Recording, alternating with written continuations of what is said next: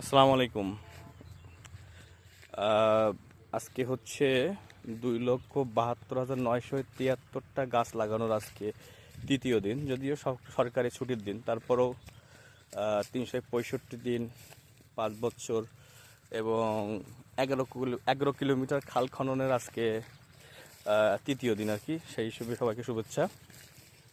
তো কথা হচ্ছে সমঝোতার ভিত্তিতে চাঁদা, এটা হচ্ছে হট টপিকস। মজার ব্যাপার হচ্ছে একজন মানুষ একটা সরকারি কাজ করার জন্য অফিসে গেল, সেখানে ঘুষ চাইছে। ঘুষটা তো নেগোসিয়েশন হবে, তাই না? সেখানে ঘুষ কত দিবে? সাপোজ ফর এক্সাম্পল 10,000 দিল এবং চাইলো আর কি কর্মকর্তা, সেই লোকটা বলছে 8,000। তাহলে তো এখানে সমঝোতায় হচ্ছে, তাই না? ধরেন আমার বোনের বিয়ের সময় যৌতুক চাইছিল আমার দুলাভাই 1,00,000 টাকা, সেখানে আমার দুলাভাইয়ের জন্য আমার আব্বা রাজি হয়েছে 80,000 টাকা। এটাও তো নেগোসিয়েশন। তাহলে ঘুষটাও বৈধ, এই যৌতুকটাও বৈধ। সেই হিসেবে সমঝোতার ভিত্তিতে সড়কে চাঁদা আদায়টাও বৈধ।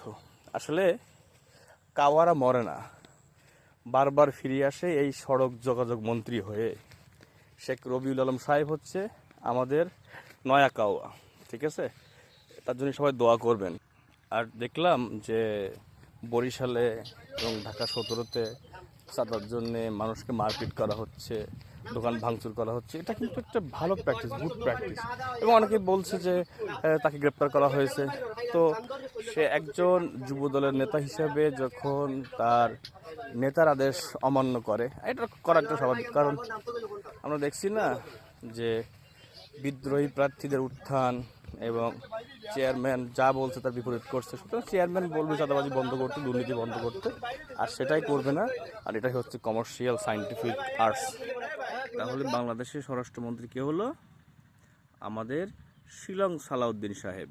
আসলে আসলে ভারত প্রেমীদের প্রচণ্ড কদর এখন মন্ত্রিসভায়। সাবেক স্বরাষ্ট্র প্রতিমন্ত্রী লুৎফুজ্জামান বাবর উপেক্ষিত, উনি একটা সুন্দর উত্তর দিয়েছে যে আল্লাহ ফাঁসির মঞ্চ থেকে ফিরিয়ে আমাকে এখানে নিয়ে আসছে। এটা আলহামদুলিল্লাহ, আমার আর কোনো চা পাওয়া কিছু নাই। তারপরও মানে স্বরাষ্ট্রমন্ত্রীর ব্যাপারটা খুব সেন্সিটিভ ছিল।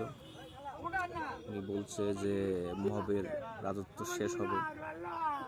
দেখলাম তো যে 4-5 জন মিলে একজনের দোকানে যে টাকা চাচ্ছে এবং গ্লাসে বাড়ি দিচ্ছে, ফুটপাতে হকারদের মারধর করছে। এগুলো মব না, এগুলো হচ্ছে অধিকার, 17 বছর না খেয়ে থাকার অধিকার।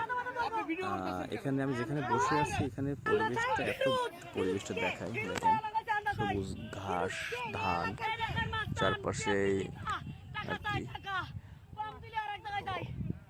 রমজান হিসেবে এখানে বসে থাকা ছায়ার ভিতরে ভালো লাগছে আর কি। তো অনেক কিছু ভালো লাগতেছে এখন।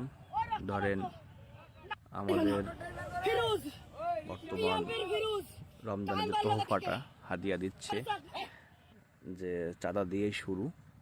আসলে শয়তান তো সবসময় বন্দি থাকে রমজানে। তো এখন এই ভাঙচুর, চাঁদা, এইগুলো আসলে কে করতেছে? আসলে আপনাদের কি মনে হয়?